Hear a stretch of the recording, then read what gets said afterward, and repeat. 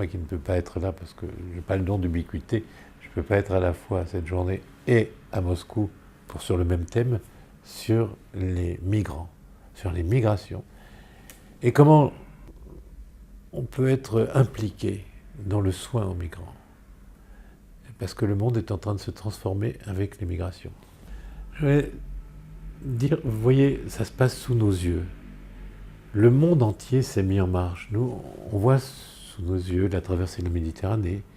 On voit ces migrants qui essayent de gagner l'Angleterre, de gagner les pays du Nord. On voit Lampedusa, Vintimille, la Grèce. Et on se dit, mais c'est un grand phénomène. Il appelle ça une crise migratoire, mais pas du tout. Le monde entier sur les routes. C'est ça qu'il faut comprendre. Le monde bouge. C'est pas seulement les faits de guerre. La Syrie, l'Afghanistan, l'Irak. On voit le Soudan, bien entendu. On voit des gens venus de toutes les parties du monde qui se mettent en route. Ce sont des réfugiés de guerre. Et on n'a même pas les mots. On dit c'est des migrants, mais non, ils ne migrent rien. Ils sont sur les routes. Nous-mêmes, quand il y a eu l'occupation allemande en France, il y a plein de gens qui sont partis en Suisse, qui ont essayé de fuir l'occupation. Je trouve ça normal que les gens fuient. Ils fuient. D'autant que, non seulement ils fuient le fait de la guerre, mais ils fuient aussi la rumeur de la guerre. Regardez, quand vous voyez en Syrie des décapitations qui sont complaisamment relayées par les médias, bien entendu, c'est le but de la manœuvre, il y a une ambiance de fin du monde, de terreur. Donc les migrations, ça frappe bien l'imagination comme si c'était une crise, mais non. Je vous ai dit, le monde entier est en route. Regardez ce qui se passe en Afrique. Tous ceux qui migrent, qui viennent du Soudan, qui passent au Niger, qui passent en Algérie, qui passent au Mali, au Maroc, en Tunisie, qui vont se perdre dans les sables de la Libye, ils ont un sort atroce, mais aussi ceux qui prenaient la route des Balkans, qui est fermée maintenant.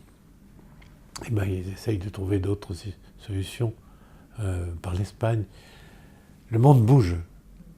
Les gens sont sur les routes, sur le monde entier. Je ne vous parle pas de l'Amérique. Notre ami Trump, qui veut faire un mur. Mais depuis quand les murs arrêtent les gens quand ils ont... Les murs se sont effondrés un jour, et tous les murs s'effondrent, plus ou moins long terme. Et d'ailleurs, la migration, c'est un fait anthropologique. C'est lié aux hommes, l'activité humaine. Si on n'avait pas migré, ben on serait encore dans la savane, vous savez, avec notre copine Lucie, mais on a pris la route, et on prend toujours la route. Et là, les cartes se redistribuent autrement. Les paysans ne restent plus sur leurs terres qui rapporteraient. Avec le commerce international, ils sont plus concurrentiels avec leurs pauvres champs. Et puis la guerre. Les changements météorologiques, avant que dans 10 ans ou 20 ans, ce soient des changements climatiques. Les gens ont toute une bonne raison de prendre la route, d'abord pour faire soigner leurs vieux, pour éduquer leurs enfants. C'est pas au fin fond de la brousse qu'on les éduque. On dit que c'est des réfugiés économiques. Ouais, j'aimerais bien savoir. Moi, mes parents, encore, c'est pas une migration, c'est des déplacés, mais c'est une petite île de Méditerranée. Mais il n'y a pas de fac, il n'y a pas de production, il n'y a pas de tourisme, Dieu merci. Ils avaient été protégés. Mais ils sont obligés d'aller sur le continent, de quitter leur terre, leurs parents. Avant, c'était les migrations subsahariennes, c'était les pauvres. Mais maintenant, des migrations sont structurelles. Donc je dis solennellement, il y en a pour au moins 5 générations de migrants. Donc il faut savoir les accueillir, on ne peut pas les laisser à la porte. Et c'est un phénomène qui va se passer, qui se déroule, sauf que c'est accéléré, le temps s'est accéléré, c'est pas le même temps. Il faut vous dire aussi autre chose, oui, le monde s'est mis en route. Les Italiens sont partis, 20 millions d'Italiens. Mais les 2 tiers sont rentrés quand l'Italie a été stabilisée. Et moi, je vois très bien des mouvements pendulaires. Par exemple, les Syriens, quand leur pays sera stabilisé, on ne quitte jamais vraiment sa culture ni son pays. Beaucoup reviendront. Le monde bouge. Ils vont pas... Alors, il faut savoir les accueillir. Comment les accueillir? Bon, ceux qui demandent l'asile, on donne l'asile. Mais il faut les soigner aussi, les gens qui ont pris la route. Moi j'étais un de ceux qui ont inventé la cellule d'urgence médico-chirurgicale, la névrose post-traumatique. Les gens qui ont été sur la route ou sur les bombardements ou qui ont entendu parler sont traumatisés. Il faut les soigner, si vous les laissez comme ça, ils ne guériront pas. Ils auront toujours les mêmes comportements, la même angoisse psychique. Il y a des gens qui étaient... Mon maître, Louis Croc, me disait, il y a une dizaine d'années quand même, il disait, il y a des gens qui ont été victimes de bombardements, enfin de la guerre, ils ont eu une vie triste, une vie je vais dire, neutre, grise, parce qu'ils avaient été traumatisés, et le traumatisme psychique, ça se traduit par un repli sur soi-même, des cauchemars, un rejet affectif, rien n'a de goût. Et qu'est-ce que c'est que ces vies-là? Et donc, ça se guérit. Il y a ça, puis il y a ce qu'on rencontre sur la route. Les gens risquent leur peau. Dans la traversée de Méditerranée, depuis 2000, 30 000 personnes sont au fond de l'eau. 30 000. Donc comment soigner? Il faut d'abord s'occuper d'eux.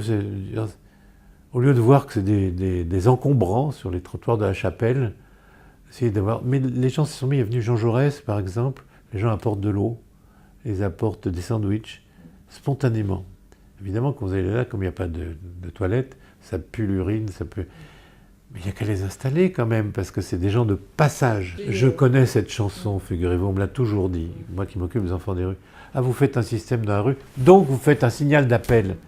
Mais des gens qui, au péril de leur vie, prennent la route, et quelle route? La traversée du désert, c'est pour avoir le confort de camps de réfugiés de rencontres où il y a les mafias, où il y a les prostitutions, où il y a les flics qui vous pourchassent tout le temps, où il y a la crasse. C'est ça l'appel. Mais les gens ne viennent pas pour l'appel, ils vont... C'est des itinérants, voilà, des itinérants. Mais il faudrait s'arranger pour... on a le droit de trier. Il y a aussi des gens, on dit ils viennent pour une assistance. Mais c'est se foutre du monde. Mais je me suis beaucoup occupé de l'exclusion. Vous savez, c'est pas que les migrants, hein, c'est... Il n'y a pas de tribune pour ceux qui sont mal foutus, mal rasés, dégueulasses. C'est pas eux, on les reçoit pas. S'ils rentrent dans la salle d'attente d'un médecin, toute la salle se lèvera et partira. Mon médecin, c'est le médecin des clodos. Quand vous allez aux urgences à 10h du soir chez un Cochin, il vaut mieux sentir la lavande, vétiver et avoir un costume 3 pièces que d'être un gueux qui pue la vinasse, quoi. Toujours la même chose. Il n'y a pas de tribune pour les gens en perdition. Il faut faire un effort. Je ne dis pas qu'il ne faut pas faire un effort. C'est un effort de regarder son prochain malgré son apparence, malgré son discours. C'est un effort. Mais c'est le même que moi. C'est mon semblable. C'est pas mon pareil, mais c'est mon semblable. Vous voyez la différence sémantique. Et donc il faut faire. Donc les médecins, les membres du corps de santé, au moins, ils doivent les soigner. C'est des gens qui ont besoin de vos soins. Et de vos soins, j'avais écrit sourire à quelqu'un, c'est le réintégrer dans la famille humaine. C'est des gens qui ont pris la route et qui en ont pris plein la figure. Donc il faut les soigner pour ça. On dit on voit que des hommes jeunes, costauds, oui d'accord. Je vais vous donner un profil que personne ne peut dire. 51% des migrants sont des enfants. Et des enfants perdus en Europe. Et je ne vous parle pas des enfants en Afrique. Qu'est-ce qu'ils deviennent ces enfants? Trafic d'enfants, trafic d'organes, trafic sexuel, trafic tout ce que vous voulez. Voilà, mais il faut y penser. Mais évidemment, ça vous trouble un peu de savoir qu'il y a ça. Des mineurs.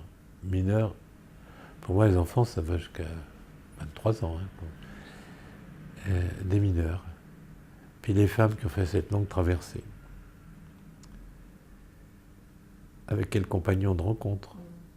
Et les bagarres.